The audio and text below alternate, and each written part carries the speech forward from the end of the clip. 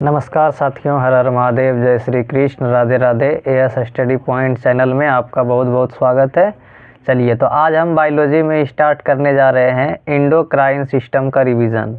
एक ऐसा टॉपिक जिससे बहुत सारा क्वेश्चन बनता है और इससे क्वेश्चन आने की पॉसिबिलिटी बहुत ज़्यादा होती है। हम लोग तैयारी कर रहे हैं आरआरबी एएलपी एंड टेक्नीशियन में जितना भी साइंस का क्वेश्चन पूछा जाता है सब के लिए तैयारी कर रहे हैं।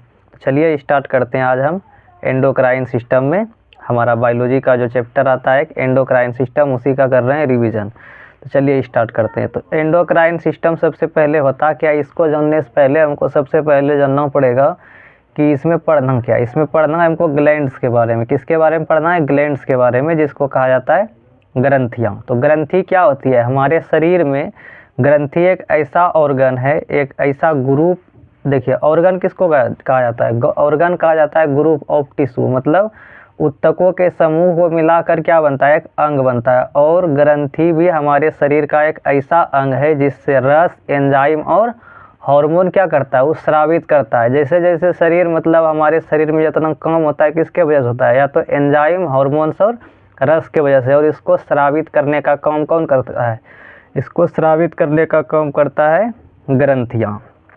तो देखिए यहाँ पे हम ग्रंथि हमारे शरीर में दो तरह का होता है। ऐसे तो होता है तीन तरह का ग्रंथि। कितना तरह का होता है? तीन तरह का ग्रंथि होता है। एक होता है एक्सोक्राइन ग्लैंड, जिसको कहा जाता है बाह्यस्रावी ग्रंथि। दूसरा होता है इंडोक्राइन ग्लैंड, जिसको कहा जाता है अंतःस्रावी ग्रंथि। और तीसरा होता है मिक्स्ड ग्लैंड, जिसको बोलते हैं मिश्रित ग्रंथि।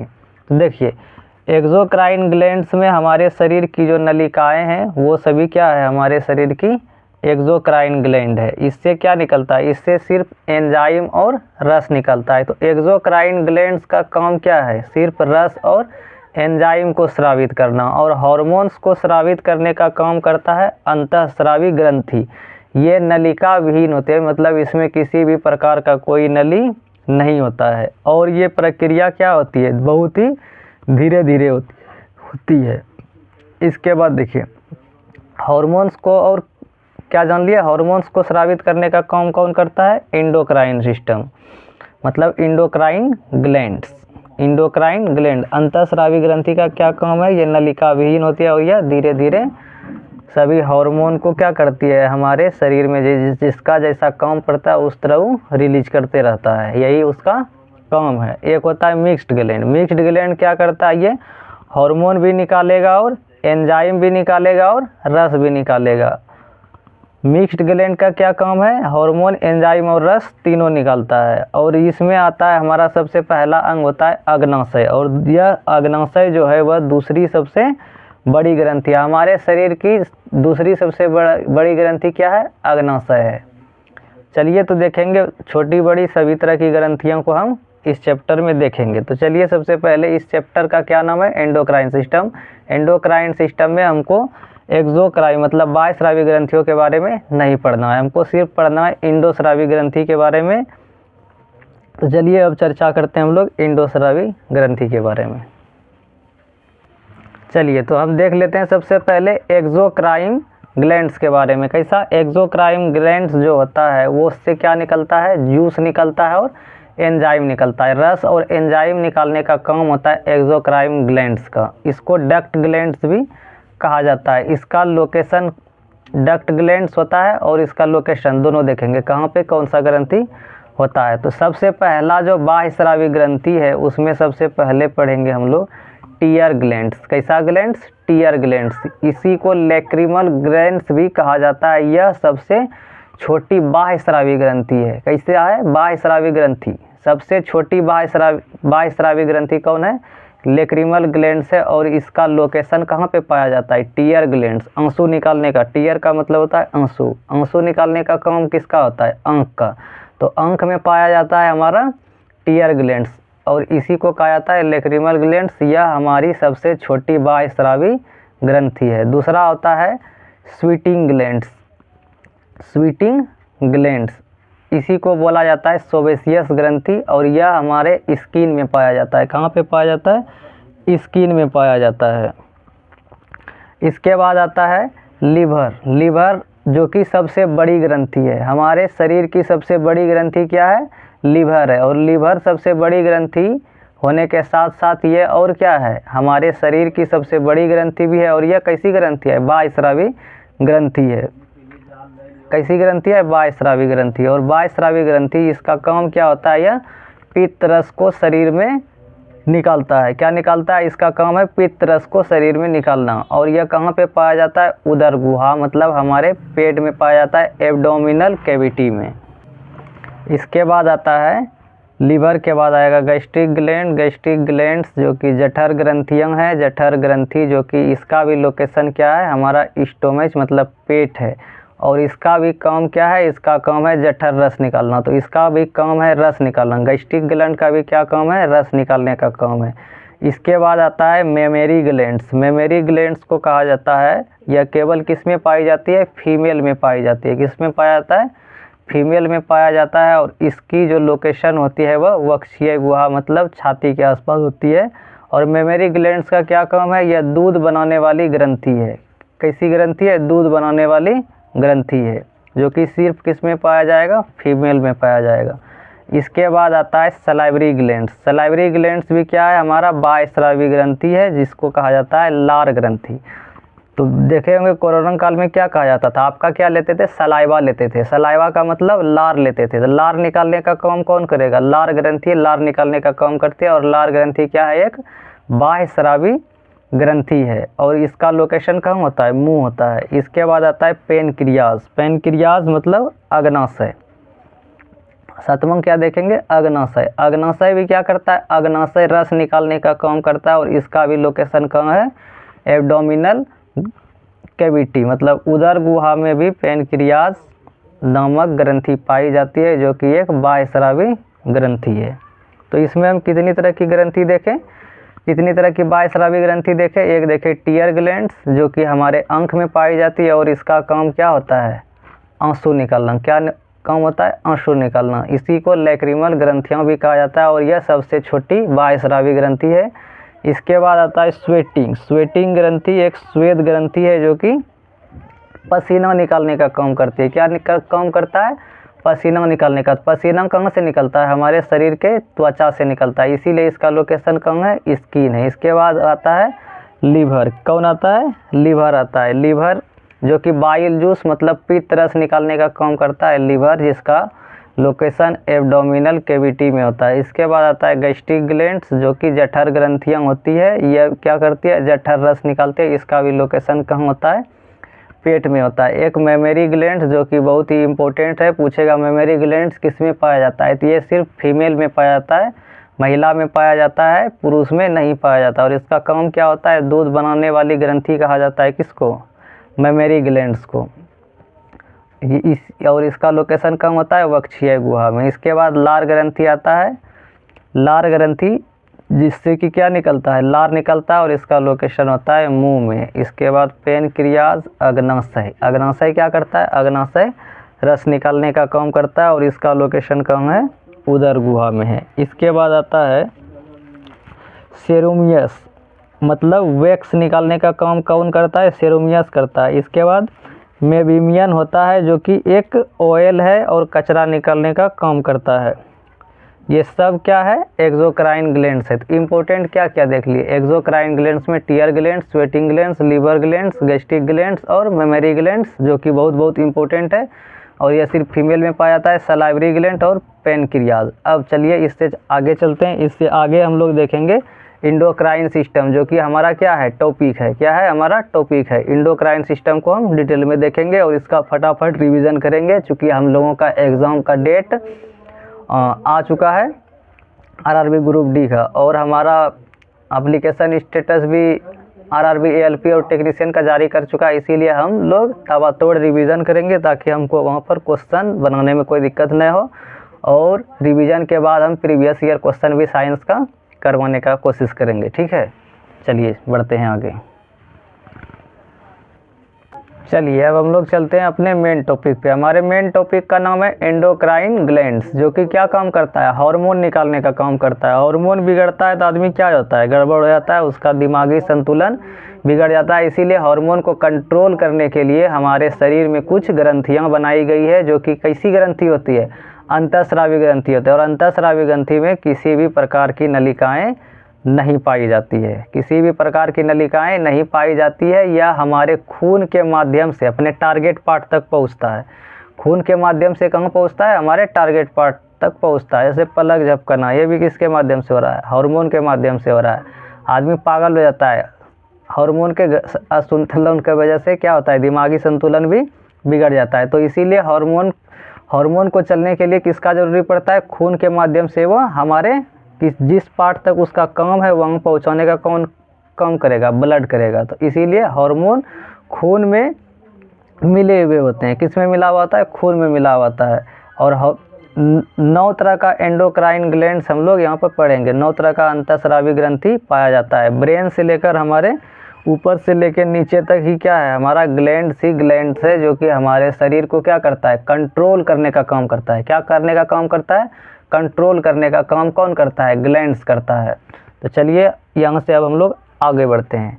तो सबसे पहले चलते हैं अपने ब्रेन की तरफ। सबसे हमारे शरीर का सबसे महत्वपूर्ण अंग है हमारा ब्रेन। ब्रेन का मतलब मस्तिष्क हो गया, जिसको बोलते हैं दिमाग। दिमाग में सबसे पहले आता है हाइपोथैलेमस, और इसकी संख्या केवल कितनी होती है? हाइपोथैलेमस एक अंतःस्रावी ग्रंथि है जिसकी संख्या हमारे पास एक होती है, और यह कहाँ पाया जाता है? ब्रेन में पाया जाता है। पिट्यूटरी ग्लैंड्स ब्रेन में पाया जाता है। पिनियल ग्लैंड्स ब्रेन में पाया जाता है। पिनियल ग्लैंड्स भी कहाँ पाया जाता है? ब्रेन में पाया जाता है। तो ब्रेन में कितना तरह का पाया जाएगा ग्लैंड्स ग्रंथि? 3 तरह का। 3 तरह का अंतःस्रावी ग्रंथि हमारे ब्रेन में पाया जाता है। हाइपोथैलेमस, पिट्यूटरी और पिनियल। हिंदी में इसको बोलेंगे हाइपोथैलेमस को हाइपोथैलेमस, पिट्यूटरी को पीयूष ग्रंथि कहा जाता है, और पिनियल ग्लैंड्स को पिनियल ग्लैंड्स ही कहा जाता है। और इसका लोकेशन हमारे बॉडी में कहाँ पे होता है? ब्रेन में होता है। और सबका संख्या कितना कितना है? एक ठो है। इसके बाद चलेंगे हम लोग कहाँ? गला के पास चलते हैं। गला के पास 2 ठो पाया जाता है। 2 ठो पाया जाता है। एक होता है थायराइड ग्लैंड्स और एक ठो होता है पैराथायराइड ग्लैंड्स। दोनों आपस में क्या है? मिला जुला रूप है। तो देखेंगे इसके बारे में जब हम डिटेल में देखेंगे। थायराइड और पैराथायराइड कहाँ पे पाया जाता है? हमारे गले में पाया जाता है। इसके बाद आते हैं छाती के पास। छाती में पाया जाता है थाइमस ग्लैंड्स। क्या पाया जाता है? Thymus glands. थाइमस ग्लैंड्स कहाँ पाया जाएगा? छाती में पाया जाएगा। इसके बाद पेनक्रियाज मतलब अग्नाशय में पाया जाएगा एब्डोमिनल कैविटी। अग्नाशय में क्या पाया जाएगा? क्या पाया जाएगा? Abdominal cavity. सॉरी, पेनक्रियाज जो है, पेनक्रियाज क्या है? अग्नाशय भी क्या है? एक अंतःस्रावी ग्रंथि है जिसका लोकेशन कहाँ है? एब्डोमिनल कैविटी मतलब हमारे उदर गुहा में पाया जाता है। कौन? अग्नाशय ग्रंथि। पेनक्रियाज को बोलते हैं अग्नाशय ग्रंथि। अग्नाशय। चलिए यहाँ पे क्या देख रहे थे हम लोग? पेनक्रियाज नामक ग्रंथि भी हमारे शरीर में एक पाया जाता है, और इसका लोकेशन कहाँ होता है? एब्डोमिनल कैविटी में। इसके बाद 8वां आता है एड्रिनल ग्लैंड, अधिविरिक ग्रंथि। अधिविरिक ग्रंथि हमारे किडनी के ऊपर एक ग्रंथि होती है। किडनी के ऊपर एक ग्रंथि होती है जिसका नाम है अधिविरिक ग्रंथि। इसके बाद आता है 9 नंबर लैंगिक जनन ग्रंथि, जिसको बोलते हैं गोनेड्स। गोनेड्स कहाँ पाया जाता है? इसका लोकेशन हमारे कमर से थोड़ा नीचे पाया जाता है। कमर से थोड़ा नीचे पाया जाता है गोनेड्स ग्रंथि, जो कि एक लैंगिक जनन ग्रंथि है। यह आंत के नीचे पाया जाता है। इसके बाद देखिए ये कहाँ पे पाया जाएगा? अंडाशय और टेस्टिस में पाया जाएगा। ठीक है, अंडाशय और टेस्टिस क्या करता है? इसको कंट्रोल करता है। चूँकि पहले बोले हैं ग्रंथि क्या करता है? हमारे शरीर को कंट्रोल करता है। तो हम लोग कितना तरह का इसमें देखेंगे? 9 तरह का अंतःस्रावी ग्रंथि पढ़ेंगे। हाइपोथैलेमस जो कि ब्रेन का हिस्सा है, पिट्यूटरी ब्रेन में पाया जाता है, पिनियल ब्रेन में पाया जाता है, थायराइड हमारे गले में पाया जाता है, पैराथायराइड गले में पाया जाता है, थाइमस ग्रंथि चेस्ट में पाया जाता है, और अग्नाशय ग्रंथि एब्डोमिनल कैविटी में, एड्रिनल ग्लैंड मतलब अधिविरिक ग्रंथि किडनी के ऊपर पाया जाएगा, और गोनेड्स मतलब लैंगिक जनन ग्रंथि आंत के थोड़ा नीचे मतलब कमर से थोड़ा नीचे पाया जाएगा। ठीक है, तो चलिए इसके बारे में और डिटेल में देखते हैं। अंतःस्रावी ग्रंथि के बारे में अब हम लोग एक एक होकर के पढ़ेंगे। अब यहाँ से हमारा चैप्टर शुरू होता है जहाँ से क्वेश्चन खूब सारा पूछा जाता है। ठीक है, चलिए स्टार्ट करते हैं। चलिए अब यहाँ पे हम लोग कुछ इम्पोर्टेंट पॉइंट देख लेते हैं।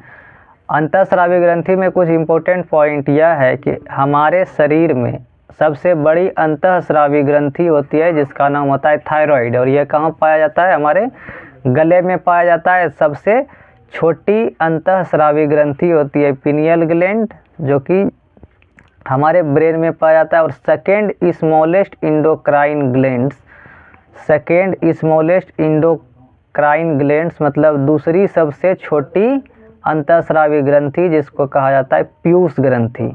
क्या कहा जाता है? पीयूष ग्रंथि। और लार्जेस्ट, हमारे पूरे ग्रंथि में सबसे बड़ा ग्रंथि होता है हमारा लीवर, जिसको बोलते हैं यकृत। क्या बोलते हैं? यकृत बोलते हैं। ठीक है। और सबसे छोटी, सबसे बड़ी हम लोग क्या देखे थे? अंतःस्रावी ग्रंथि। सबसे बड़ी अंतःस्रावी ग्रंथि, सबसे बड़ी अंतःस्रावी ग्रंथि थायराइड, सबसे छोटी अंतःस्रावी ग्रंथि पिनियल ग्लैंड, और second smallest endocrine gland pituitary gland, और लार्जेस्ट ग्लैंड, सबसे बड़ी ग्रंथि यकृत होती है। और उसमें क्या देखे थे हम लोग कि सबसे छोटी जो बाह्यस्रावी ग्रंथि होती है, सबसे छोटी बाह्यस्रावी ग्रंथि होती है टीयर ग्लैंड, जिसको लैक्रिमल ग्लैंड भी कहा जाता है। अंतःस्रावी अलग चीज़ है और बाह्यस्रावी अलग चीज़ है। तो बाह्यस्रावी सबसे छोटी बोलेगा तो क्या बताएंगे हम लोग? बाह्यस्रावी सबसे छोटी पूछेगा तो बुलाएंगे लैक्रिमल ग्रंथि, और अंतःस्रावी ग्रंथि सबसे छोटा पूछेगा तो पिनियल ग्लैंड, और सेकेंड नंबर पे आता है पिट्यूटरी ग्लैंड, और ओवरऑल सबसे बड़ी ग्रंथि हमारे लीवर होती है। ओवरऑल सबसे बड़ी ग्रंथि लीवर होती है। तो चलिए अब यहाँ से आगे बढ़ते हैं। इंडोक्राइन सिस्टम में जितना भी सिस्टम हम लोग देखे, जितना भी ग्रंथि हम लोग देखे, उसका एक काम है, हार्मोन्स को क्या करता है? जहाँ पे उसका काम है वहाँ पे पहुँचाता है, जहाँ पे उसका काम है उसको क्या करेगा? पहुँचाएगा। तो हार्मोन्स के बारे में थोड़ा सा जान लेते हैं। तो हार्मोन्स क्या होता है? हार्मोन्स एक रासायनिक संदेश वाहक है, मतलब संदेश पहुँचाने का काम करता है। कोई भी अंग के पास क्या करता है? संदेश पहुँचाने का काम कौन करता है? हार्मोन्स करता है। और यह ब्लड में मिला हुआ रहता है, खून में मिला हुआ रहता है, प्रोटीन, फैट और एमिनो एसिड के साथ। और हार्मोन्स का जो खोज है वो क्या था? ई स्टेरलिंग एंड बॉयल्स नामक साइंटिस्ट ने किया था। स्टेरलिंग एंड बॉयल्स नामक साइंटिस्ट ने किया था। और पहला जो हार्मोन था वो, उसका नाम क्या था? सेक्रेटिन हार्मोन था। क्या नाम था? सेक्रेटिन हार्मोन सबसे पहले खोजा गया था। तो चलिए सबसे पहले हम लोग थोड़ा सा हार्मोन्स के बारे में देख लेते हैं। हार्मोन्स क्या होता है? प्रोटीन, फैट और एमिनो एसिड होता है। हार्मोन्स क्या होता है? प्रोटीन और फैट और एमिनो एसिड होता है। चलिए अब आगे बढ़ते हैं हम लोग, हार्मोन्स के बारे में थोड़ा सा देख लेते हैं।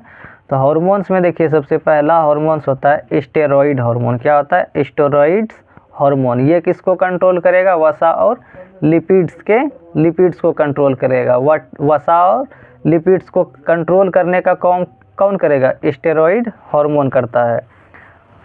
और किसको और देखिए ये कहाँ पे पाया जाता है? तो ये पाया जाता है टेस्टोस्टेरोन में, प्रोजेस्टेरोन में, एस्ट्रोजन में और कोर्टिसोल में। टेस्टोस्टेरोन में कैसा हार्मोन पाया जाएगा? स्टेरॉइड। प्रोजेस्टेरोन में कैसा हार्मोन पाया जाएगा? स्टेरॉइड। एस्ट्रोजन में कैसा हार्मोन पाया जाएगा? स्टेरॉइड। कार्टिसोल में कैसा हार्मोन पाया जाता है? Steroid hormone. और ये क्या करता है? वसा और लिपिड्स को संतुलित करता है, कंट्रोल करता है। इसके बाद हम लोग पढ़ेंगे पेप्टाइड हार्मोन। पेप्टाइड हार्मोन में बीपी है, और ये किसको कंट्रोल करता है? प्रोटीन को। किसको कंट्रोल करता है? प्रोटीन के खपत जितना ख़त्म होना चाहिए, इसी को क्या करेगा? कंट्रोल करने का मतलब क्या है? न ज़्यादा खर्चा होना, न कम खर्चा होना, उसको क्या करेगा? कंट्रोल करके रखेगा। और ये कहाँ पे पाया जाता है पेप्टाइड हार्मोन? इंसुलिन में पेप्टाइड हार्मोन, ऑक्सीटोसिन में पेप्टाइड हार्मोन, एंटी डायूरेटिक में पेप्टाइड हार्मोन, और ग्लूकागोन में भी क्या पाया जाता है? पेप्टाइड हार्मोन पाया जाता है। तो ये सब एक तरह से, इंसुलिन में क्या है? प्रोटीन है, ऑक्सीटोसिन हार्मोन प्रोटीन है, एंटी डायूरेटिक प्रोटीन है, ग्लूकागोन प्रोटीन है, और ये सब क्या है? एक पेप्टाइड हार्मोन है। पेप्टाइड हार्मोन का एग्जांपल कौन कौन है? इंसुलिन, ऑक्सीटोसिन, एंटी डायूरेटिक और ग्लूकागोन। चलिए अब इससे आगे बढ़ते हैं हम लोग।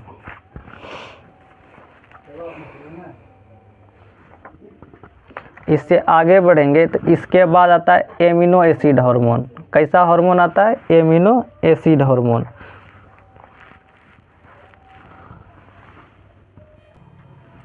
एमिनो एसिड हार्मोन क्या करता है? एमिनो एसिड को कंट्रोल करता है। किसको कंट्रोल करता है? एमिनो एसिड को कंट्रोल करता है। और ये कहाँ कहाँ पे पाया जाता है? एड्रेनलिन में और नॉर एड्रेनलिन में।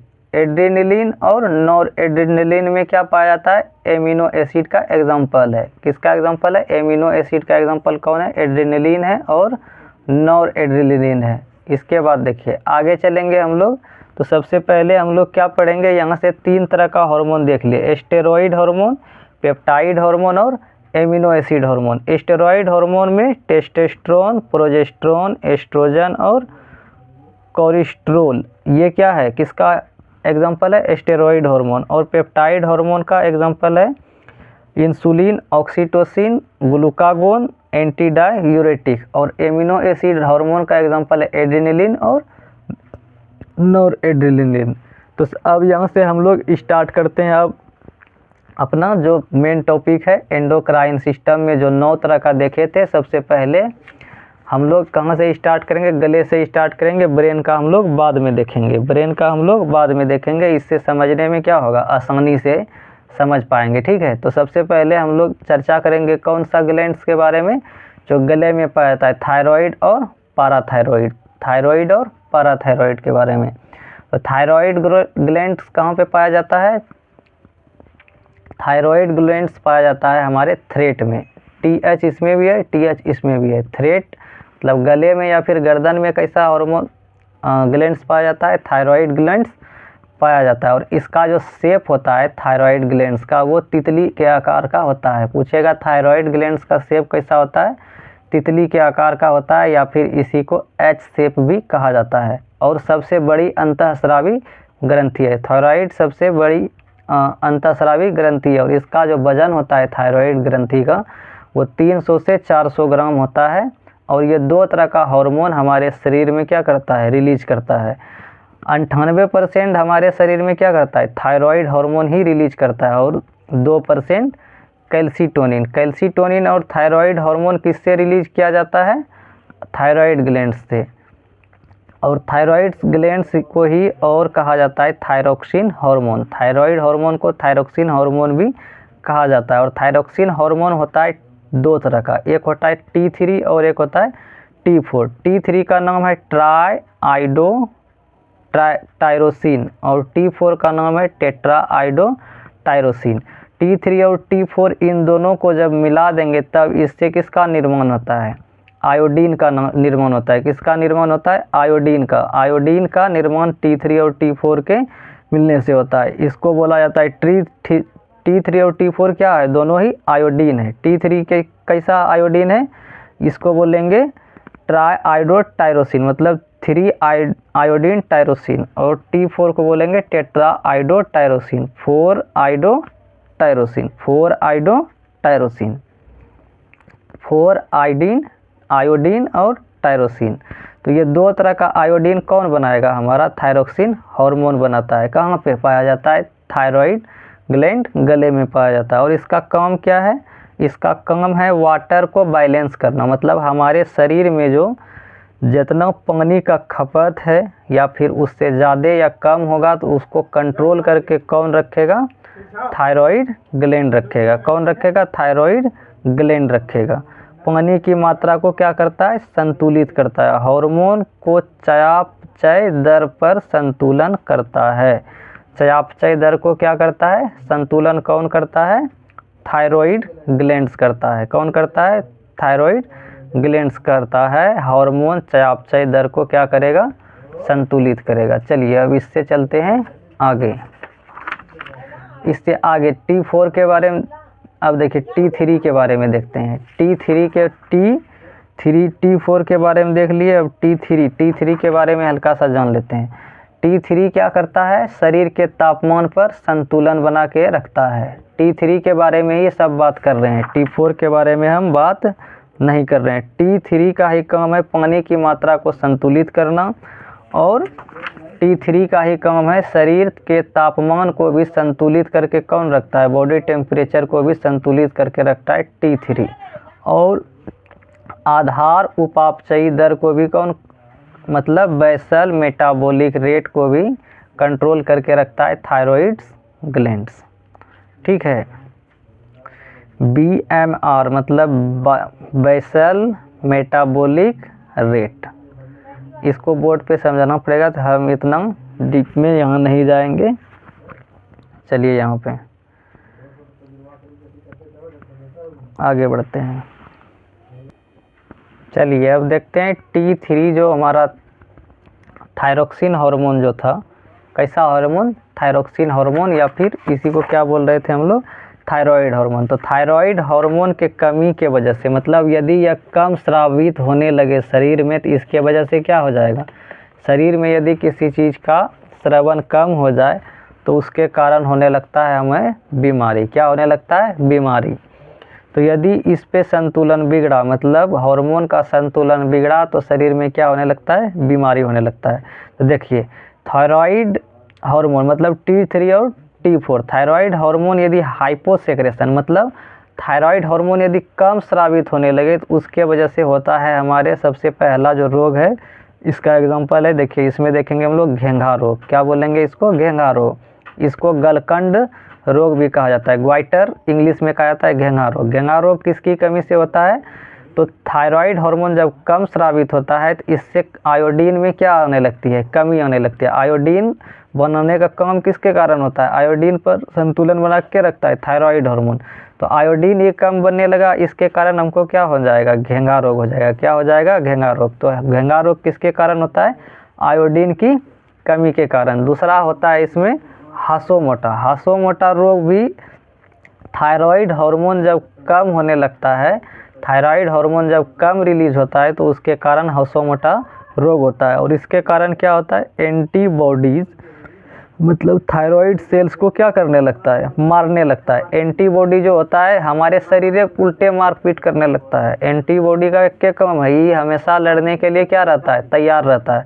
तो थायराइड हार्मोन जैसे कम हुआ तो एंटीबॉडी क्या करता है, थायराइड सेल्स को मारने लगता है, थायराइड सेल्स को मारने लगता है, जिसके कारण क्या होता है, हासोमोटा रोग होने लगता है। और इसी को कहा जाता है सुसाइड ऑफ थायराइड ग्लैंड, मतलब अपने आप मर रहा है तो वो क्या हो रहा है, एक तरह से सुसाइड कर रहा है। तो सुसाइड ऑफ थायराइड कहा जाता है थायराइड ग्लैंड। ठीक है, तो इसको बोलते हैं हासोमोटा रोग। इसके बाद चलते हैं, इससे आगे चलेंगे। इससे आगे चलने पे हम लोग क्या देखते हैं, इससे आगे चलने पे देखते हैं तीसरा जो रोग होता है जड़ वामनता। क्या होता है, जड़ वामनता। ये विशेष करके बच्चा में होता है, और इसके होता क्या होता है, तो क्या होता है कि थायराइड हार्मोन हमारे शरीर में, थायराइड हार्मोन थायराइड ग्लैंड से कम स्रावित हो रहा है, मतलब थायराइड हार्मोन में कमी आने की वजह से क्या हुआ, बच्चे में जड़ वामनता रोग हो गया, जिससे बच्चे में क्या होता है, IQ लेवल कम हो जाता है, फिजिकली और मेंटली ग्रोथ कम होता है। फिजिकली मतलब शारीरिक और मानसिक रूप से, दोनों के रूप से क्या हो जाता है, कमज़ोर हो जाता है। और चौथा रोग जो होता है इसको कहा जाता है माइओजीईडिमा, मैक्सोडिमा। क्या होता है, मैक्सोडिमा होता है। चौथा रोग मैक्सोडिमा होता है, और यह लड़कियों में होता है। किसके कारण, थायराइड ग्लैंड्स के थायराइड हार्मोन कम स्रावित होने के कारण मैक्सोईडिमा रोग होने लगता है, जिससे लड़कियों का वेट क्या हो जाता है, बढ़ जाता है। लड़कियों का वेट क्या हो जाता है, बढ़ जाता है। लड़का का वेट घटता है, लेकिन लड़कियों का वेट क्या हो जाता है, बढ़ जाता है। किसके कारण, जब थायराइड ग्लैंड से थायराइड हार्मोन कम स्रावित होता है, और इससे मासिक चक्र मतलब रुक जाता है। मासिक चक्र क्या होता है, रुक जाता है। किस रोग के कारण, मैक्सोईडिमा के कारण। इसके बाद चलते हैं, थायराइड हार्मोन यदि ज़्यादा स्रावित होने लगे, तो हार्मोन कम भी स्रावित हो सकता है और ज़्यादा भी स्रावित हो सकता है। तो इसको जब ज़्यादा स्रावित होने लगता है, इसको बोलते हैं हाइपर सेक्रेशन। क्या बोलते हैं, हाइपर सेक्रेशन, ज़्यादा हो जाना। तो हाइपर सेक्रेशन के कारण क्या हो जाता है, ग्रीवकारी नामक रोग होता है, जिससे कि वेट क्या होने लगता है, कम हो जाता है। शरीर का त्वचा पतली हो जाती है, और आई मतलब हमारा जो ये पल है क्या होता है, लचने लगता है, त्वचा इसे भी कमज़ोर होगा तो ये क्या हो जाएगा, झूलने लगेगा। क्या होगा, झूलने लगेगा। ठीक है। इसके बाद हम लोग इसी में देखे थे दूसरा टाइप देखे थे। दूसरा हार्मोन निकलता है कैल्सीटोनिन। कैल्सीटोनिन किससे स्रावित होता है, थायराइड हार्मोन थायराइड ग्लैंड से ही स्रावित होता है कैल्सीटोनिन। तो कैल्सीटोनिन हार्मोन का क्या काम है, तो खून से अतिरिक्त कैल्शियम को, खून में भी क्या पाया जाता है, कैल्शियम, तो खून से अतिरिक्त कैल्शियम को हड्डी तक पहुंचाने में सहायक होता है कौन, कैल्सीटोनिन। कौन होता है, कैल्सीटोनिन हार्मोन जो होता है खून से अतिरिक्त कैल्शियम को हड्डी तक पहुंचाता है। तो यहाँ से थायराइड ग्रंथि क्या हो गया, खत्म हो गया। थायराइड ग्रंथि का क्या काम देखे, थायराइड ग्रंथि का काम देखिए कि यह क्या करता है, आयोडीन बनाने का भी काम करता है T3 और T4 के रूप में, T3 और T4 के रूप में। और क्या करता है, पानी की मात्रा को संतुलित करता है। पानी की मात्रा को संतुलित करेगा, शरीर के टेम्परेचर को संतुलित करेगा और आधार उपापचयी दर को भी संतुलित करेगा और हार्मोन चयापचय दर को भी क्या करता है, संतुलित करके रखता है। इस हिसाब से थायराइड ग्लैंड हमारे शरीर का एक इम्पोर्टेंट ग्रंथि है, जो क्या कि जिसका आकार किसके तरह होता है, तितली के आकार का या फिर एच शेप का होता है। और यह मानव शरीर की सबसे बड़ी अंतःस्रावी ग्रंथि होती है। इसके बाद चलेंगे हम लोग पाराथायरॉयड ग्रंथि के तरफ। थायराइड के बाद कहाँ चलेंगे, पाराथायरॉयड ग्रंथि के तरफ। देखिए पाराथायरॉयड ग्रंथि का भी लोकेशन कहाँ है, कहाँ पाया जाएगा, गले में पाया जाएगा। कहाँ पाया जाता है, गले में पाया जाता है। और लगभग ये किसके ऊपर पाया जाता है, थायराइड ग्रंथि के ऊपर ही पाया जाता है पाराथायरॉयड ग्लैंड्स। और चूंकि तितली में कैसा होता है, 4 पंख होता है। कैसा पंख होता है, 4 पंख। उसी 4 पंख पे यह 4 गो पाया जाता है। थायराइड ग्रंथि 1 तो पाया जाता है, लेकिन पाराथायरॉयड ग्लैंड्स 4 गो पाया जाता है, जो थायराइड हार्मोन थायराइड ग्लैंड्स के ऊपर में पाया जाता है 4 ठो। ठीक है। और इसका काम क्या है, हड्डियों से अतिरिक्त कैल्शियम को खून के पास पहुंचाने का कौन काम करता है, मुख्य रूप से काम करता है पाराथायरॉयड ग्लैंड। और यह एक विरोधाभासी हार्मोन है। कौन, ट्रैक्ट हार्मोन कहा जाता है इंसुलिन एंड ग्लूकागोन को। इंसुलिन और ग्लूकागोन को एक दूसरे के उल्टा काम करता है।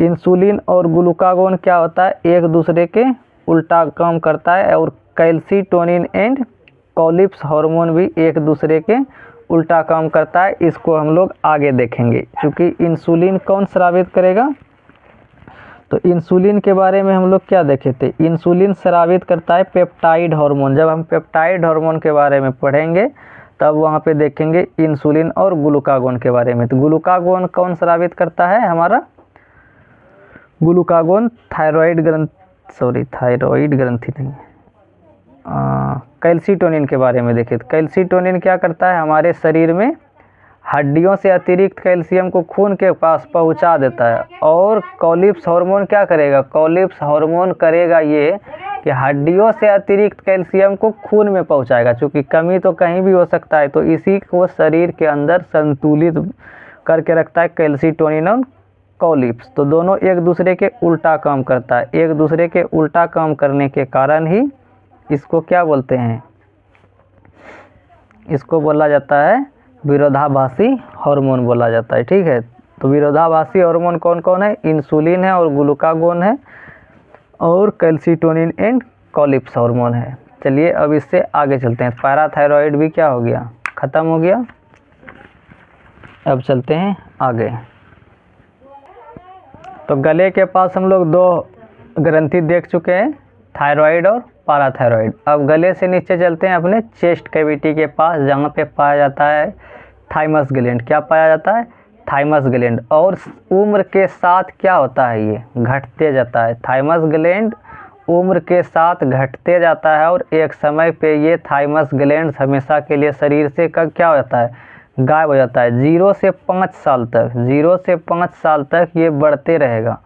कब तक, 25 से 30 साल तक। 25 से 30 साल तक ये थाइमस ग्लैंड क्या होता है, बढ़ते रहता है। लेकिन जैसे हम 30 के बाद जैसे पार करने लगते हैं तो हमारा थाइमस ग्लैंड्स क्या होता है, समय के साथ छोटा होने लगता है। और छोटा होते होते एक समय ऐसा आएगा जब हम 55-60 साल के हो जाते हैं तो थाइमस ग्रंथि क्या हो जाती है, एकदम से हमारे शरीर से गायब हो जाती है।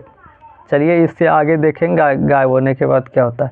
तो हार्मोन इसमें कौन कौन सा रिलीज करता है थाइमस ग्लैंड्स, तो ये करता है थाइमोसिन हार्मोन क्या करता है, रिलीज करता है। क्या करता है, थाइमोसिन नामक हार्मोन रिलीज करता है। थाइमोसिन नामक हार्मोन का क्या काम है, ये इम्यूनिटी को क्या करता है, बढ़ाता है। और जब हम देखते हैं कि जब हम वृद्ध हो जाते हैं, बूढ़ा हो जाते हैं, तो हमारी इम्यूनिटी क्या हो जाती है, कमज़ोर हो जाती है। ये काहे कमज़ोर हो गया, क्यों कमज़ोर हो गया, इसीलिए कमज़ोर हो गया क्योंकि हम क्या बोले, थाइमस ग्लैंड उम्र के साथ क्या होता है, घटते जाता है। और बुढ़ापा आते आते थाइमस ग्लैंड एकदम से गायब हो जाता है। जब थाइमस ग्लैंड गायब हो गया तो हमारा इम्यूनिटी भी क्या होगा, गायब हो जाएगा। इम्यूनिटी घट जाएगा तो हमारे ऊपर बीमारी क्या होने लगता है, हावी होने लगता है।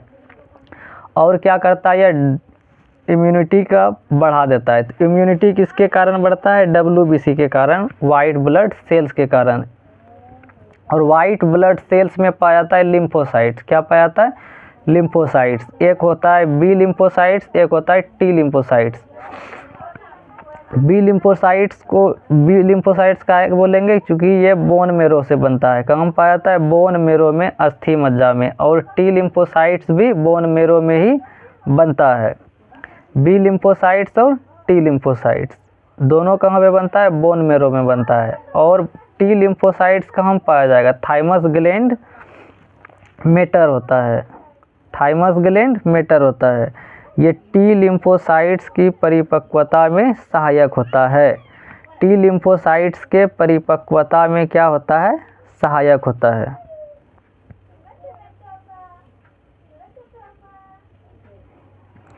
हमारा जो थाइमस ग्लैंड्स, जो थाइमोसिन हार्मोन है, ये क्या होता है, टी लिम्फोसाइट्स के परिपक्वता में क्या होता है, सहायक होता है। परिपक्वता मतलब उसको बढ़ाने में क्या करता है, सहायक होता है। और HIV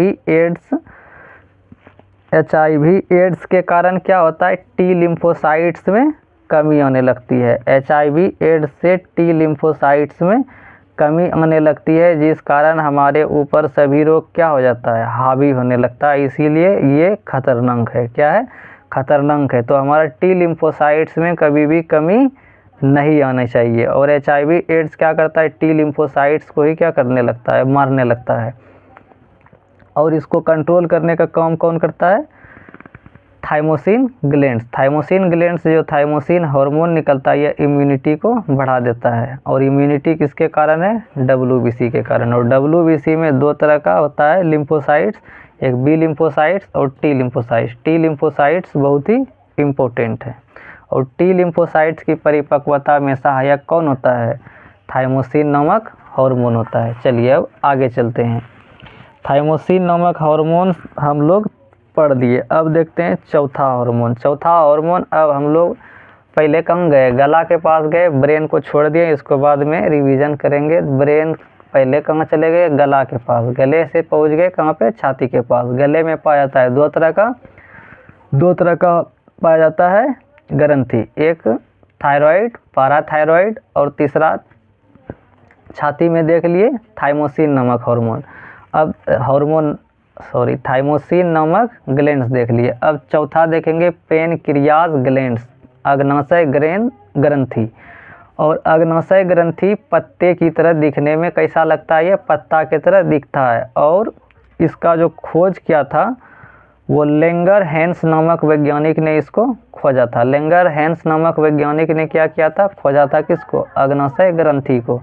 इसमें 4 प्रकार की कोशिका पाया जाता है। कई तरह का कोशिका पाया जाता है अग्नाशय ग्रंथि में, 4 तरह का कोशिका पाया जाता है। और चारों कोशिका अलग अलग तरह का हार्मोन बनाता है। चारों कोशिका क्या करता है, हार्मोन बनाने का काम करता है।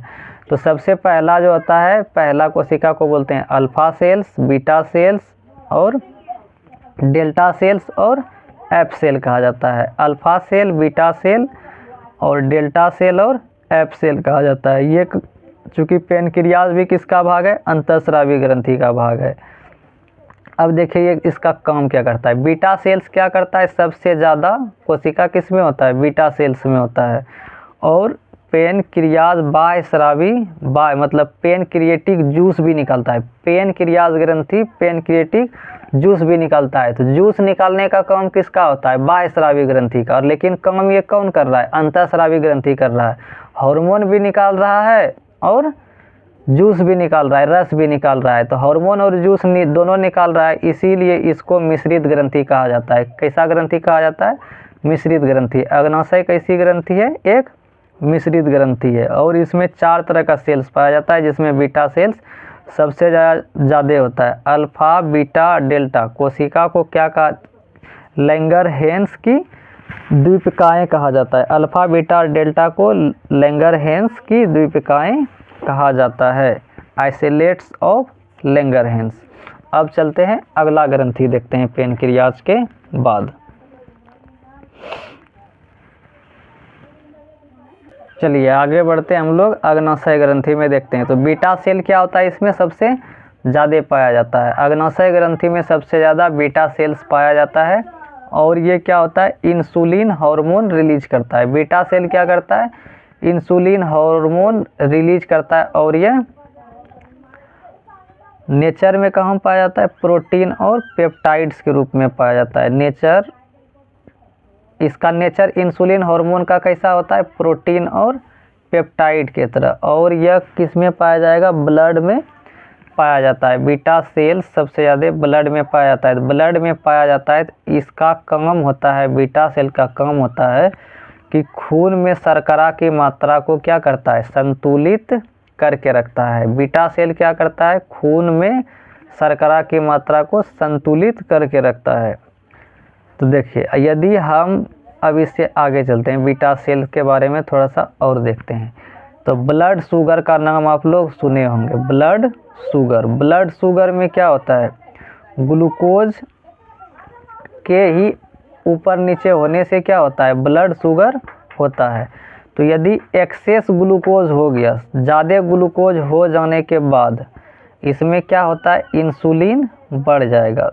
क्या होगा? इंसुलिन, ग्लूकोज क्या हो गया? ज़्यादा आ गया, यहाँ पे क्या आ जाता है? फिर इसके बाद इंसुलिन। तो इंसुलिन आने के बाद यह बन जाता है ग्लाइकोजन। क्या बन जाता है? ग्लाइकोजन बन जाता है। एक्सेस ग्लूकोज होने के कारण ये क्या बन जाता है? इंसुलिन। और इंसुलिन क्या बन जाता है? ग्लाइकोजन। और ग्लाइकोजन कहाँ पे संग्रहित हो जाता है? यकृत में। कहाँ पे होता है?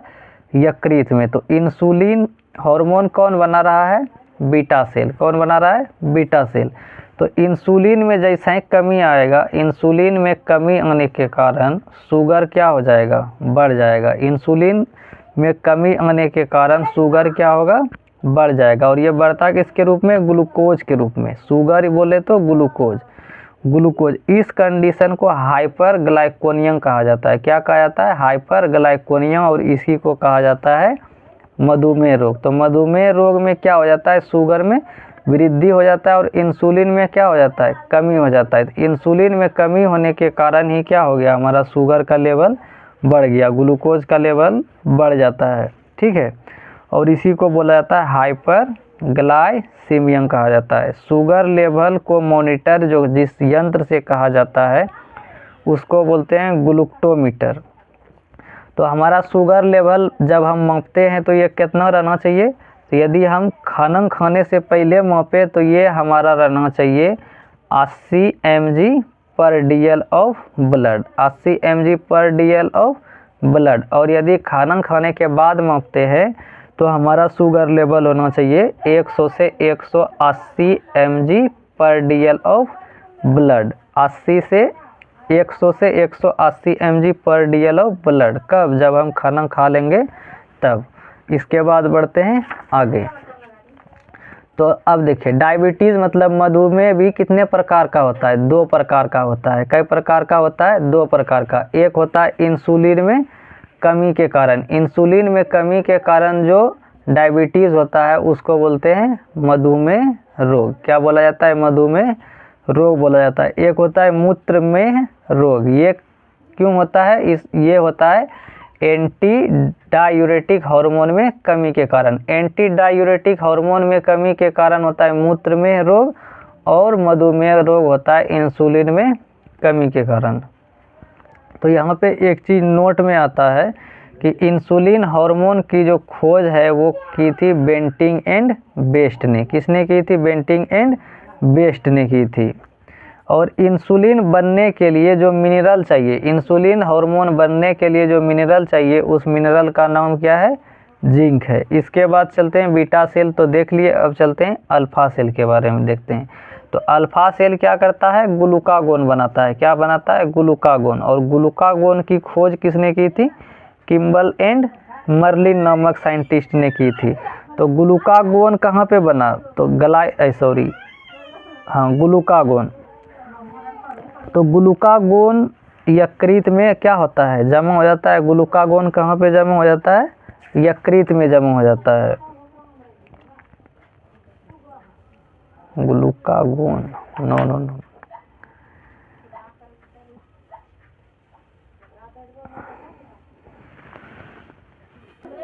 देखिए यहाँ पे अल्फा सेल से क्या होता है? ग्लूकागोन का निर्माण होता है। ग्लूकागोन की खोज किम्बल एंड मर्लिन नामक साइंटिस्ट ने की थी। ग्लूकागोन हमारे कहाँ पे स्टोर रहता है? यकृत में स्टोर रहता है। कहाँ पे रहता है? यकृत में स्टोर रहता है। ग्लूकागोन जब हार्मोन में मिल जाता है तो यही क्या बनाता है? ग्लूकोज बनाता है। क्या बना देता है? ग्लूकोज बना देता है। तो जब हम फास्टिंग में रहते हैं तो यही ग्लूकोज हमको क्या करता है? एनर्जी देता है। जब हम कोई त्यौहार में या पर्व त्यौहार में भूखा रहते हैं तो यही ग्लूकोज क्या करता है? जो यकृत में स्टोर रहता है, यकृत में जो स्टोर रहता है यही हमको क्या करता है? एनर्जी देता है। और एनर्जी हमारे शरीर में किस रूप में पाया जाता है? एटीपी के रूप में। किसके रूप में पाया जाता है? एटीपी के रूप में पाया जाता है। इसीलिए ग्लूकागोन हार्मोन को फास्टिंग हार्मोन भी कहा जाता है। फास्टिंग हार्मोन किसको बोलेंगे? ग्लूकागोन हार्मोन को। और यह कहाँ बनता है? अल्फा सेल, जो कि अल्फा सेल किसका हिस्सा है? अग्नाशय ग्रंथि का। किसका हिस्सा है? अग्नाशय ग्रंथि। और अग्नाशय ग्रंथि एक तरह की मिश्रित ग्रंथि है। अब इससे आगे देखते हैं कि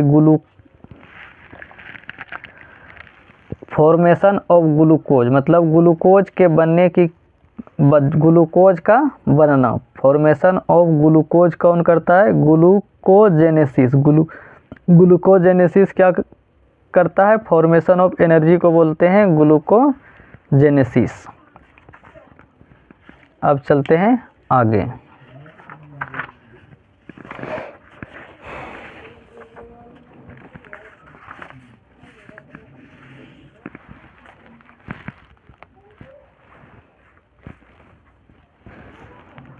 चलिए आगे चलते हैं। अब हम लोग आगे चलेंगे तो ग्लूकोजन, देखिए ग्लूकागोन में जब कमी हो जाती है तो ग्लूकागोन में कमी के कारण हम इसको बोलते हैं हाइपोग्लिसेमिया। हाइपोग्लिसेमिया किसके कारण होता है? ग्लूकोजन हार्मोन के कमी के कारण ग्लूकोज में क्या आ जाता है? कमी आ जाता है। जब ग्लूकोज में वृद्धि हुआ था तब हमको हुआ था मधुमेह। क्या हो गया था? मधुमेह रोग हो गया था। और मधुमेह में क्या होता है? इंसुलिन में कमी आ गया तो ग्लूकोज में वृद्धि हो गया। ग्लूकोज में वृद्धि हो गया, इसी को बोला जाता है मधुमेह रोग। उसके कारण उसको बोलते हैं क्या बोले थे इसको? हाइपरग्लिसेमिया। हाइपरग्लिसेमिया को ही कहा जाता है मधुमेह रोग। और ग्लूकागोन में कमी के कारण होता है, ग्लूकोज में कमी के कारण हाइपोग्लिसेमिया रोग होता है। तीसरा देखेंगे डेल्टा सेल के बारे में। डेल्टा सेल यह हार्मोन पेट आंतरिक क्रियाओं पर नियंत्रण बनाए रखता है। तो यह अल्फा सेल में क्या आता है? इसमें बनता है हमको सोमाटोस्टिन हार्मोन बनता है। कैसा हार्मोन बनता है? सोमाटोस्टिन हार्मोन बनता है। सोमाटोस्टिन हार्मोन क्या करता है? यह हार्मोन पेट के आंतरिक क्रियाओं पर क्या करता है? नियंत्रण बनाए रखता है। खाए हुए खाने को शरीर में लगाने का काम कौन करता है? सोमाटोस्टिन हार्मोन। सोमाटोस्टिन हार्मोन क्या करता है? खाए हुए खानों को क्या करता है? शरीर में लगाने का काम करता है। और यह BMR दर को क्या करता है? संतुलित रखता है। मतलब आधार उपापचयी दर को संतुलित रखने का भी काम करता है। बेसल मेटाबॉलिक रेट को भी संतुलित रखने का कौन करता है? सोमाटास्टेलिन हार्मोन। इसके बाद यहाँ पे एक नोट देखेंगे कि काउंटर एक्ट मतलब विरोधाभासी हार्मोन, इंसुलिन और ग्लूकागोन हार्मोन। तो ये तो हम वहाँ पे भी देखे थे कि इंसुलिन हार्मोन और ग्लूकागोन हार्मोन के बारे में। तो ग्लूकागोन हार्मोन के बारे में हम लोग पीछे भी देख चुके हैं। इंसुलिन में जैसे देखे कि कमी हो गया था, इंसुलिन में कमी हो गया था, तो इसके कारण क्या हो गया था, ग्लूकोज में वृद्धि हो गया था। और यहाँ पे ग्लाइकोजन हार्मोन में जब कमी आता है तो ग्लूकोजन में भी क्या होता है, ग्लूकोज में कमी आने लगता है, ग्लूकोज में कमी होता है। और ग्लाइकोजन हार्मोन में इसके का ग्लाइकोजन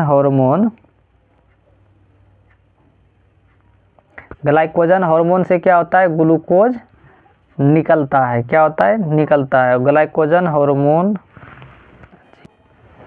तो हम यहाँ पे क्या देख रहे थे, दो तरह का हार्मोन देख रहे थे, विरोधाभासी हार्मोन। तो विरोधाभासी हार्मोन यहाँ पे देखते हैं इंसुलिन और ग्लूकागोन। इंसुलिन और ग्लूकागोन एक दूसरे का विरोधाभासी हार्मोन है, जो एक ठो क्या करता है, ग्लूकोज लेवल को बढ़ाता है और एक ठो ग्लूकोज को क्या कर देता है, घटा देता है। इसीलिए इसको कहा जाता है इंसुलिन और ग्लूकागोन हार्मोन को एक दूसरे का विरोधाभासी हार्मोन। और दूसरा होता है विरोधाभासी हार्मोन, एक होता है कैल्सीटोनिन और कोलिप्स हार्मोन। कैल्सीटोनिन और कोलिप्स हार्मोन भी क्या है, एक दूसरे का विरोधाभासी हार्मोन है। चलिए इसके बाद चलते हैं हम लोग अगले टॉपिक पे। तो अल्फ़ा बीटा और डेल्टा सेल क्या कर लिए, हम लोग देख लिए, अल्फ़ा बीटा और डेल्टा सेल हम लोग देख लिए। अब चलेंगे हम लोग बहुत ही इम्पोर्टेंट टॉपिक जो कि ब्रेन से रिलेटेड है। किससे रिलेटेड है, ब्रेन से रिलेटेड है। हम लोग गला के पास देख लिए, चेस्ट के पास देख लिए, और चेस्ट के वाला पार्ट देख लिए, और थाइमस ग्लैंड्स भी देख लिए। एड्रिनल ग्लैंड्स अभी नहीं देखे हैं, इसको भी क्या करेंगे, देख लेंगे। थाइमस ग्लैंड्स का ही पार्ट क्या था हम लोगों का, अग्नाशय। अग्नाशय ग्लैंड्स अलग से हम पढ़ रहे थे, जो कि एक तरह का मिश्रित ग्रंथि है। कैसा ग्रंथि है, मिश्रित ग्रंथि है।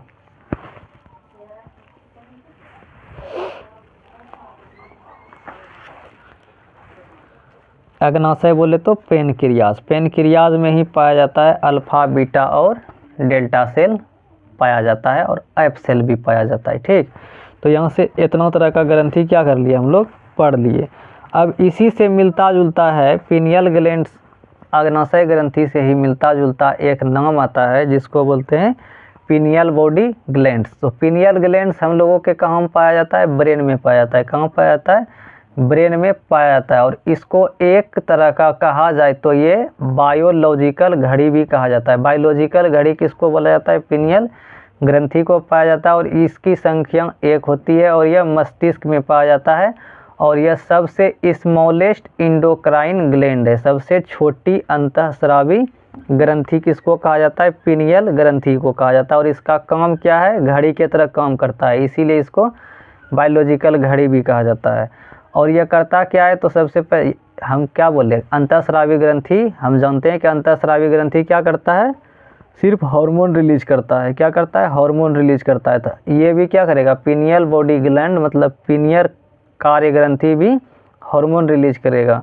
तो 95 से 98% ये क्या करता है, मेलाटोनिन नामक हार्मोन रिलीज करता है। कैसा कैसा, मेलाटोनिन और सीरोटोनिन। मेलाटोनिन और सीरोटोनिन कौन रिलीज करता है, पीनियल ग्रंथि रिलीज करता है। तो मेलाटोनिन के बारे में देखते हैं। मेलाटोनिन हार्मोन जो होता है अंधेरे वाला हार्मोन होता है। कैसा वाला हार्मोन होता है, अंधेरे वाला हार्मोन होता है, रात वाला हार्मोन होता है। और यह सोने और जगाने दोनों वाला हार्मोन होता है। स्लीपिंग हार्मोन और वेकअप हार्मोन भी किसको कहा जाता है, मेलाटोनिन हार्मोन को कहा जाता है। तो सोने और जगने का जैसे आदमी का समय क्या होता है, फिक्स होता है, जितना समय में सोएगा उतने समय में क्या होता है, उसका रोज जगने का क्या हो जाता है, आदत हो जाता है। कैसे हो जाता है, किसके कारण, मेलाटोनिन हार्मोन के कारण। किसके कारण, मेलाटोनिन हार्मोन को। सोने और जगने को नियंत्रित कौन करता है, मेलाटोनिन हार्मोन। और मेलाटोनिन हार्मोन किससे रिलीज होता है, पीनियल ग्रंथि से रिलीज होता है।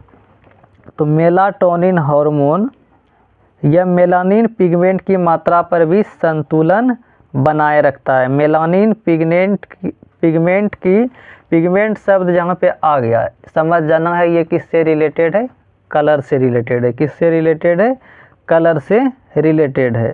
तिल में जो हमारे तिल में देखिए जो पाया जाता है वो उसमें भी क्या होता है, मेलानिन नामक हार्मोन होता है। क्या होता है, मेलानिन पिगमेंट के कारण ही तिल का रंग कैसा होता है। तिल का रंग कौन डिसाइड करेगा, मेलानिन डिसाइड करेगा।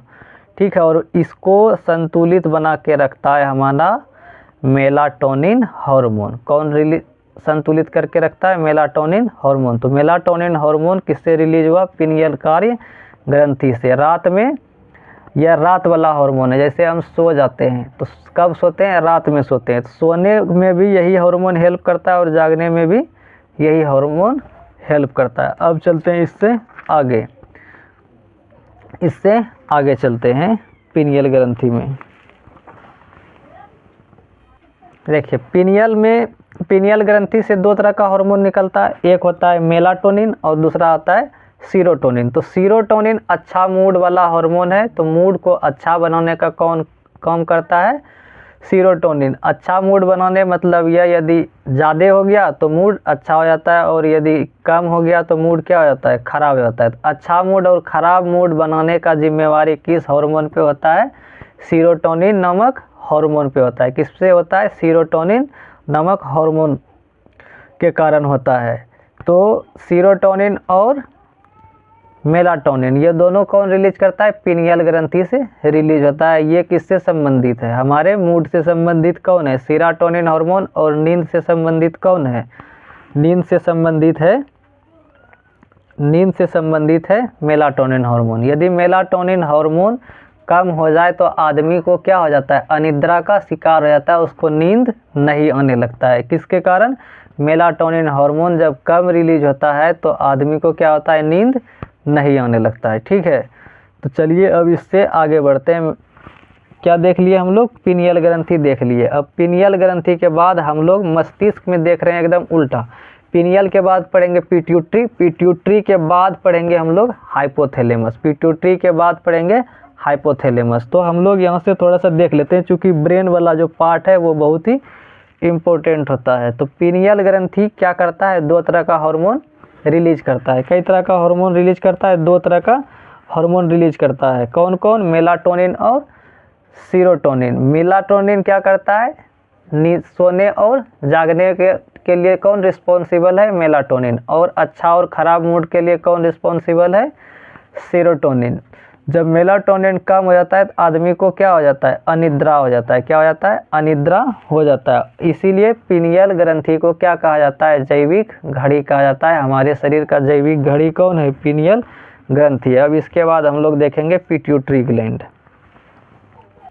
चलिए अब देखेंगे हम लोग पिट्यूटरी ग्लैंड, जिसको बोलते हैं पीयूष ग्रंथि। पीयूष ग्रंथि कहाँ पे पाया जाता है, हमारे ब्रेन में पाया जाता है। एकदम दाना मतलब पी शेप, मटर के दाने जितना शेप होता है इसका, लेकिन बहुत ही इम्पोर्टेंट होता है। इसका वेट मात्र 0.5 ग्राम होता है।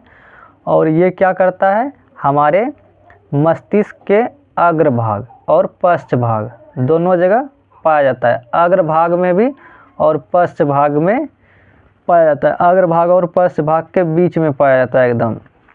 और इसको कहा जाता है, हमारे पीयूष ग्रंथि को हमारे शरीर का मास्टर ग्रंथि कहा जाता है। मतलब मास्टर ग्रंथि क्या हो गया, जितना भी ग्रंथि अभी तक हम पढ़ चुके हैं सबको कंट्रोल कौन करके रखेगा, पीयूष ग्रंथि। कौन कंट्रोल करके रखेगा, पीयूष ग्रंथि। इसीलिए इसको कहा जाता है मास्टर ग्लैंड। चूँकि सब पे जो कंट्रोल करेगा उसको क्या बोलेंगे, मास्टर ग्रंथि बोलेंगे। यह 7 एंडोक्राइन ग्लैंड्स को कंट्रोल करता है। 7 एंडोक्राइन ग्लैंड्स को कंट्रोल करता है। हाइपोथैलेमस